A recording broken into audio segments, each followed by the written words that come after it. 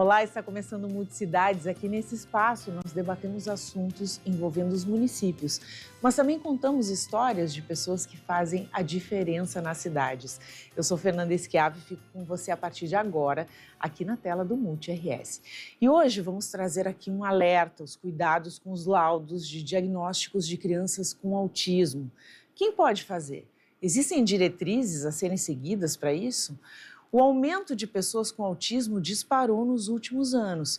Para termos ideia desses números, no mundo, em 2000, os Estados Unidos registraram um caso de autismo a cada 150 crianças observadas. Em 2020, houve um salto gigantesco.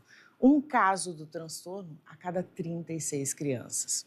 E para falar comigo sobre esse assunto, eu converso agora com a Eleusa Regina, psicopedagoga, e com a Valéria Franco, advogada e escritora. Sejam bem-vindas ao nosso Multicidades.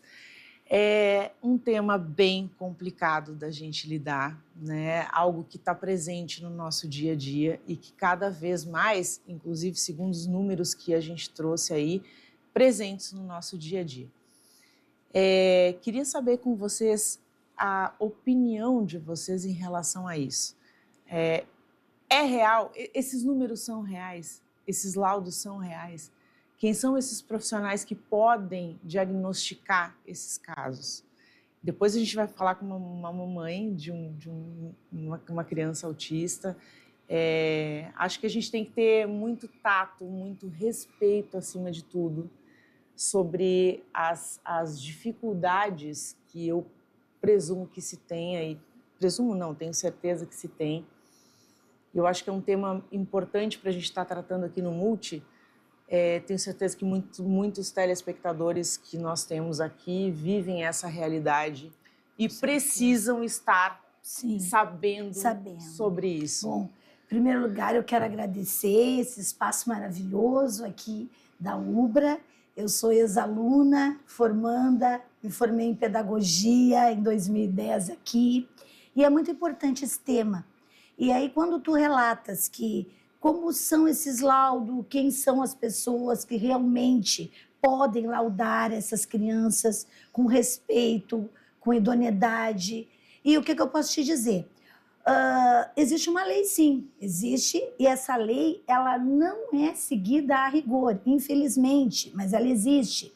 Para laudos de autistas, somente médicos, psiquiatras que podem laudar, ou neuros.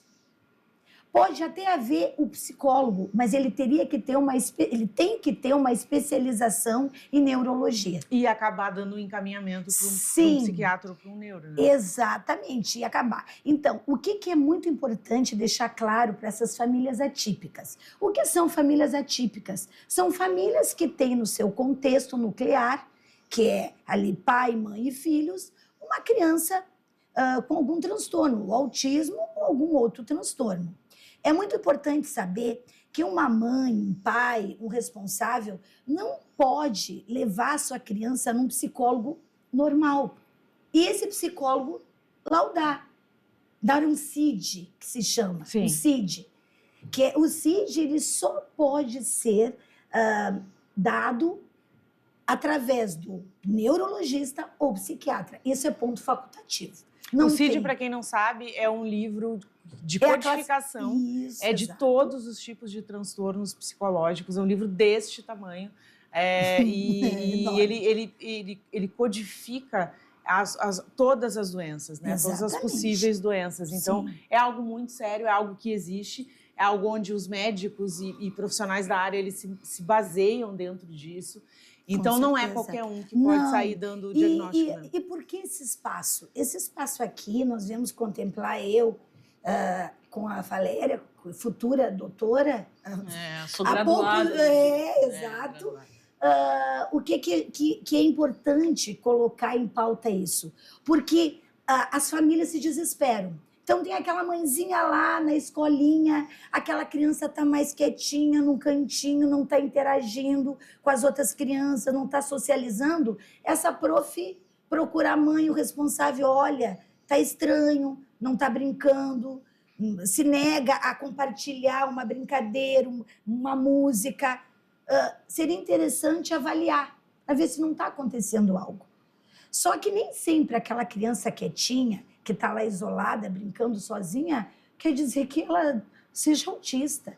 Pode ser uma criança introspectiva, uma criança que gosta de brincar sozinha. E por que não? Uma criança não pode ter direito a não gostar de brincar com outras crianças. Isso é normal. É um período, são fases. Daqui a pouquinho, com a socialização, e ela vai pegando mais idade, ela vai se soltando. Então, isso aí não é um marco que vai dizer, não, ela é ou não. Mas a família já se preocupa, foi a professora que vem com essa demanda e vai atrás do especialista. E aí é que está o perigo. Então, qual é o perigo? É esses familiares encontrar algum lugar que não seja idôneo. O que não é idôneo? Que não seja um lugar que a gente possa dar fé. Que seja, sabe, alguma instituição, alguma clínica, e que algum médico, qualquer médico, que não seja nem psiquiatra e nem neuro, avalie essa criança e coloque um CID, já emita ali um CID. Esse CID não tem valor nenhum. É essa a preocupação. Um clínico geral não pode dar laudo de autismo. Não tem valor nenhum legal. Então, essa família vai gastar com esse profissional. Quando necessitar utilizar esse documento, ele não vai ser validado. Porque as famílias não têm entendimento. São pessoas humildes, pessoas que não têm o conhecimento. Acredito que estão na frente de um médico, está tudo bem. É um médico. Então, é essa a nossa preocupação. E isso está acontecendo muito, infelizmente. É algo muito, muito importante que as famílias saibam. Apenas o psiquiatra e o neurologista, podem dar ele é habilitado a isso. Valéria, teu caso, conta um pouquinho pra gente, assim, qual foi o momento que tu começou a descobrir que o teu filho era autista? Em primeiro lugar, bom dia. Agradecendo esse espaço maravilhoso, que precisamos falar sobre esse assunto, que é muito importante. No caso do meu filho, ele foi diagnosticado com 1 ano e 9 meses, laudado, na verdade, né? E diagnosticado. Porque o que é interessante, que nem a Prof. Lala falou, o diagnóstico, ele é feito pela equipe multidisciplinar. Então, o que o neuro dos meus filhos, desde que nasceu, ele falou?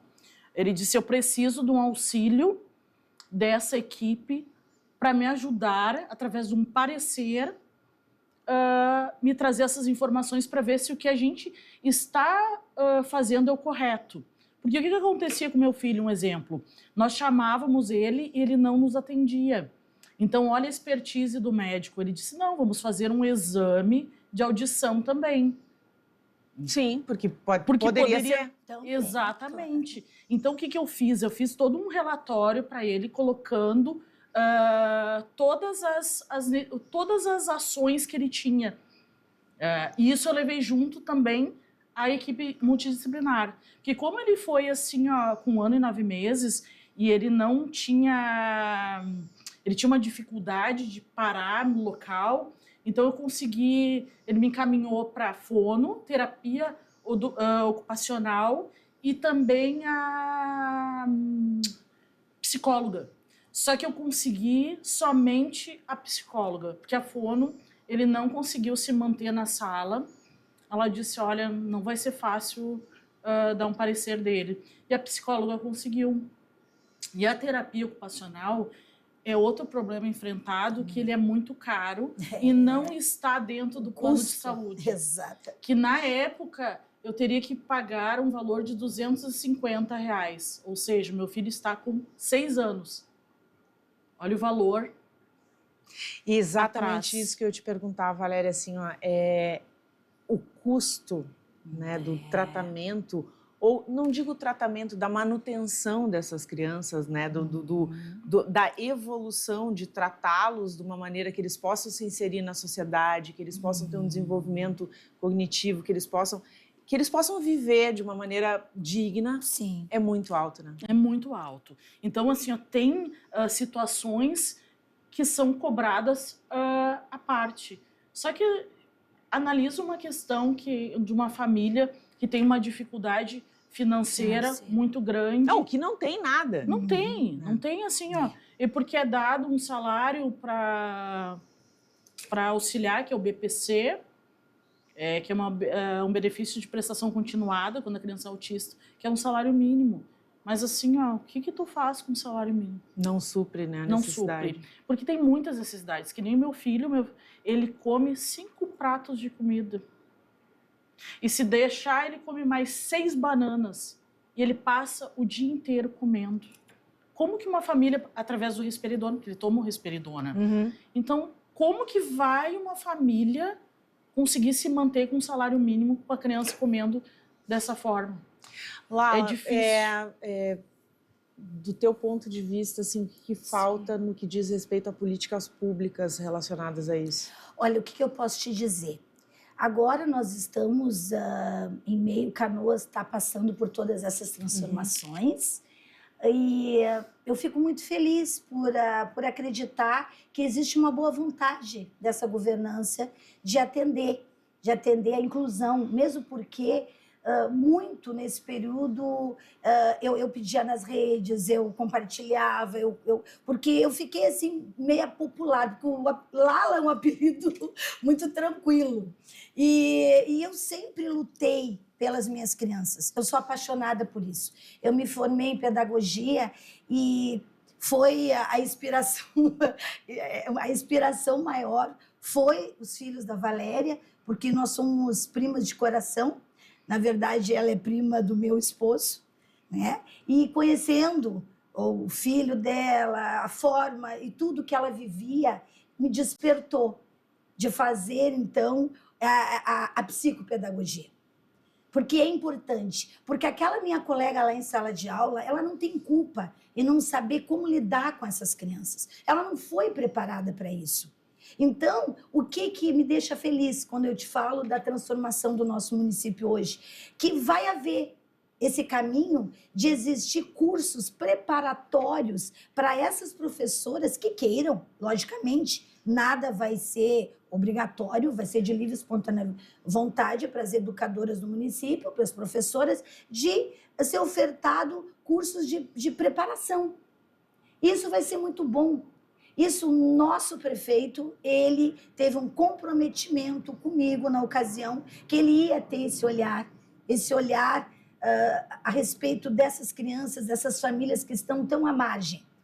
Então, eu acredito que que vai haver uma transformação. A gente sabe que nós não estamos na Disney, vai ser tudo aos poucos. Temos que ter paciência, porque nós temos muita coisa para dar conta dentro do nosso município, mas aos poucos ele tem esse olhar, então isso já é feliz. Eu agora fiquei também muito feliz, porque pelas redes sociais eu vi que a nossa secretária da Educação, a Beth Colombo, estava recebendo ônibus para inclusão para as crianças. Isso é fundamental. É sobre isso que é a gente... fundamental. É sobre isso. Eu chorei. Porque eu sou... A chorar não precisa ver, né? Mas eu chorei porque eu disse, meu Deus, o que ele prometeu para mim, ele está cumprindo. Que eu pedi tanto para ele não esquecer das minhas crianças. E quando eu falo minhas crianças, é uma forma carinhosa, das nossas crianças.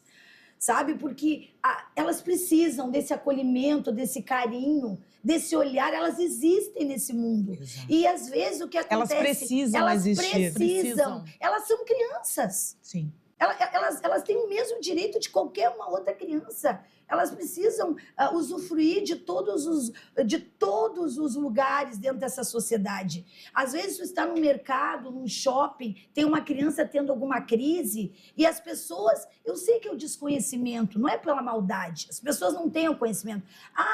Não deu educação, ou pega o chinelo, dá uma palmadinha. Não é por aí, mas desconhecem. Muitas vezes lá também são ignorantes funcionais, né? Também.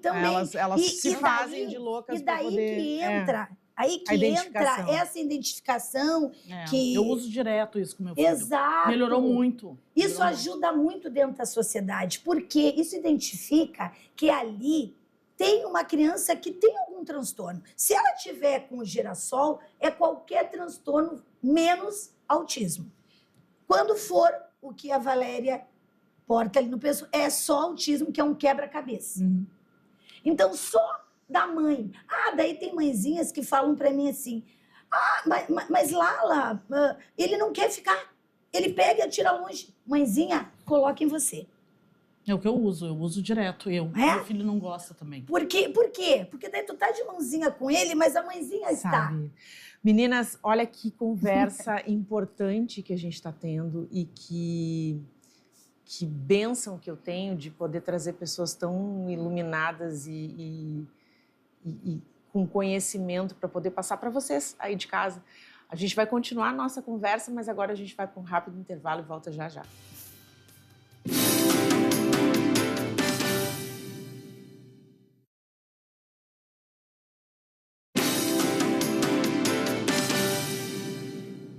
Matrículas abertas na rede de escolas da Ubra. Aqui seu filho vive um mundo de novas possibilidades a cada dia. Faça parte de uma comunidade com experiências de ensino com humanidade, para além do ambiente escolar. Aqui você encontra atendimento individualizado, valorização do esporte em todos os níveis de ensino, ênfase na língua inglesa, iniciativa e projetos inovadores. E ainda conta com aulas de robótica, educação tecnológica e cultura maker, além de desenvolver em nossos alunos uma mentalidade empreendedora. Tudo isso com preparação para vestibulares e Enem inserida no dia a dia durante toda a jornada do aluno. Acesse ubra.br/escolas e agende sua visita agora mesmo. E nós estamos de volta e vamos continuar falando sobre essa questão do autismo, sobre a inclusão, principalmente dessas crianças dentro da nossa sociedade. Valéria, nós trouxemos aqui, próximo, ali mais ou menos no mês de outubro, no mês ali na Semana dos Professores, nós trouxemos professoras da creche aqui do Rio Branco, da Gilda Schiavon, onde uma das professoras, uma orientadora, ela também era mãe atípica, e ela comentou comigo sobre a questão da dificuldade dos professores, né, como psicopedagoga, que aonde eles têm que buscar a especialização, aonde eles têm que ir atrás para poder saber lidar com essas crianças. Aí eu te pergunto, enquanto mãe, como é que é a inclusão em sala de aula? A inclusão, antes de qualquer coisa, ela é um preceito constitucional. Ele é um direito constitucional, não é favor. No artigo 6º da Constituição nossa, Constituição Cidadã, que é chamada, de 1988, ali consta que eles têm o direito à inclusão, têm o direito à capacitação, ao respeito. Então, nas escolas, isso, infelizmente, tem uma dificuldade muito grande, porque são crianças que cada uma delas tem um jeito diferente de lidar. E muitas vezes elas se adaptam a uma pessoa somente. Confiam em uma pessoa só, né? Isso, exato. Eles vão devagarinho adquirindo a confiança, que nem o meu filho. Meu filho foi muito difícil a inclusão na escola, que ele não queria ficar, mas ele teve um olhar assim fenomenal da coordenadora da escola, das irmãs, das profs, e isso fez com que ele ficasse na escola. O carinho e a atenção delas, elas sabiam dar o carinho, porque o importante é que eles sejam respeitados no direito deles. Porque muitas vezes aquela criança típica tem um momento que ela não vai querer fazer as atividades da aula. Então, o que elas faziam? Elas davam uma volta com ele no pátio, elas deixavam ele liberto para que ele quisesse voltar novamente. E ele amou. Ele saiu do pré agora, eles vão para a primeira série. Eu tenho gêmeos, né? Menina. A menina está sendo investigada para ver se também não é. Porque as meninas, elas mascaram é diferente. Muito. Os meninos, isso é uma informação também que eu quero trazer à tona para entender. As meninas, elas falam bastante, elas, ao mesmo tempo, elas são introspectivas. E isso, às vezes, dificulta o entendimento, porque os meninos, muitas vezes, não falam, eles têm mais dificuldade de interação, as meninas já não. Mas, ao mesmo tempo, elas são tímidas. Ou seja, é muito difícil tu conseguir detectar. Por isso não é bem assim, né? Não é bem assim. Não é bem assim. É uma qualquer linha muito tênue. Mas o que a Valéria poderia também colocar, que a escola que o filho dela frequenta não é uma escola pública. Não Exatamente. Não é uma escola pública. No caso dessa escola que nós trouxemos, é uma Sim, escola municipal. É municipal, né? exato. E aí o olhar dos professores muda a Sim, didática. muda a dinâmica toda. Eles não, na verdade, não é que eles não tenham uma vontade. Não, a vontade Só que assim, existe. É difícil. Não, e tem não que tem, ter e não uma... tem nenhum tipo de auxílio, Não, nenhum tipo de fomento para que, Não. que, olha, De especialização. Exatamente. E é que isso que olhar falta. esse... Mas assim, o que eu quero assim deixar? Que se trabalhar com crianças atípicas, tu tem que ter Um amor. Amor, exato, um amor e uma afetividade.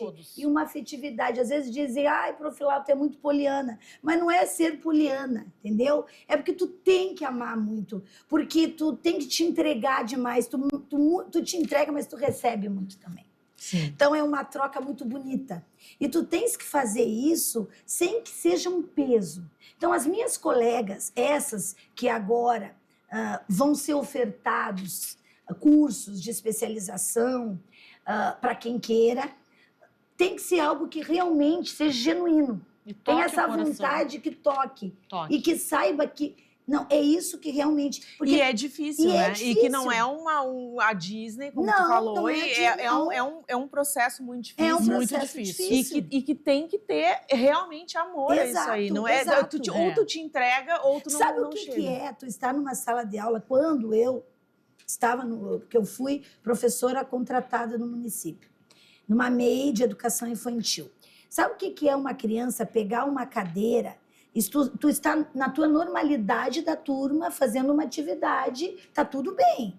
Aí a criança, do nada, pegar uma cadeira e lançar, e tu ter que pegar do nada e te atirar para proteger o restante. E aí eu já preparava os meus alunos para quê? Se acontecer alguma coisa, corre para a prof fulana, para a sala da prof. E então eu explicava, eu dava o direcionamento para eles não se apavorar. E para eles também não achar que aquele coleguinha estava tirando as coisas deles pela maldade. Sim, com certeza. Então eu explicava para eles e eles me ajudavam muito. Por isso que eu digo, a criança ela sente, ela sabe. E o que eles me auxiliavam, porque eu não tinha uma TEB. Porque o município, o que seria a TEB? Assim, é auxiliar de turma. Existe uma lei. Lei essa que não é contemplada. Não existe essas TEBs auxiliando. E é uma lei que não é contemplada. E as famílias atípicas não têm o que fazer. Elas já dão graças a Deus que o filho foi aceito. Exatamente. É o mínimo, né? É o mínimo. E às vezes a TEB, ela é não somente para uma criança, são para 3, 4. Exato. Só que tu imagina uma situação que a criança, que nem o meu filho, que é não verbal e verbal, que tem essa dificuldade um pouco de interação. Como que tu vai atender 3 crianças, de repente, mais ou menos no mesmo formato? Mas eu quero também trazer isso, Sim. Essa escola das crianças, a Escola Madre Josefa, no bairro Fátima, em Canoas, eu quero trazer essa informação do quanto eles são preparados para essas crianças. Isso, Valéria, que eu quero trazer. A gente gosta de dar nomes. Eu acho que todo bom exemplo ele tem que ser seguido, ele tem que ser mostrado aqui dentro. É verdade. Aqui no Multicidades a gente não tem essa coisa de isso ou aquilo. Sim. É a escola que está funcionando. É um projeto que deu certo, eu sempre vou mostrar aqui. E sabe qual é o trabalho que eu acho excelente deles? Outro caso que também agora da escola já envolvendo. Sim. A coordenadora da escola me disse o seguinte: Valéria, tu foi a única que trouxe a realidade para nós, dizendo que teu filho é autista, com todas as dificuldades que ele tinha. Porque os pais muitas vezes escondem por medo que a criança não seja aceita na escola. Exatamente. E outra questão que eu vou trazer dessa escola, que para eu é um exemplo de saber lidar com as diferenças, porque essa escola trabalhou não somente os professores, mas os próprios colegas e os pais. Olha só que isso é fantástico, porque eu não tive em nenhum momento algo que menosprezasse o meu filho, bem pelo contrário. Abraçaram. Todos abraçaram a causa. Abraçaram. Meninas, acho que esse tema, que lástima que eu estou terminando o programa agora em função de tempo. Eu acho que é um tema tão importante, mas tão vasto. importante, que nós poderíamos ficar horas aqui conversando. Horas. E a companhia de vocês foi excelente. Não, e uma né? coisinha só, antes de terminar. O que eu também quero deixar, assim, que autistas, crianças, elas são únicas. Porque às vezes as pessoas acham que autista é tudo igual. Não. E não é. E tá aí a diferença. Para quem, rapidinho, antes da gente encerrar, quem está buscando apoio, vocês dão esse suporte? Quem quer conversar com vocês? Certeza. Instagram. Passem os arrobas. Instagram é lala.psicopedagoga. Estou aberta, pode enviar mensagem. Eu também, eu trabalho com o cuidar, tipo assim, 0800. Não cobro aquelas pessoas que realmente não têm condições, estão no desespero. E precisa de ajuda. E precisa de ajuda. Lala é multi, assim como nós. E só para finalizar, o que não conseguimos falar, do meu livro, que eu fiz um livro que ele é um manual, Anjos de Asas Azuis. Maravilhoso! Ele está para ser publicado, agora eles vão me mandar as capas para que seja escolhida quais as capas. Sim. Então eu fiz assim, ó, rapidinho, até para não perder o tempo. Eu fiz um manual quando que o autismo iniciou, quais os médicos que falaram sobre isso, células-tronco que estão falando que é muito... Todas as informações. Valéria já está convidada para quando lançar, vem aqui comigo. Vai ser um prazer te receber aqui. Gente, o Multicidades vai ficando por aqui nesse programa de hoje tão importante, tão tocante. Tenho certeza absoluta que muitas pessoas que nos assistem vão olhar esse programa com outros olhos e buscar apoio, suporte, ajuda para, eventualmente, quem precisa desse carinho, desse abraço. Eu vou ficando por aqui. Eu espero vocês no próximo programa. Tchau, tchau.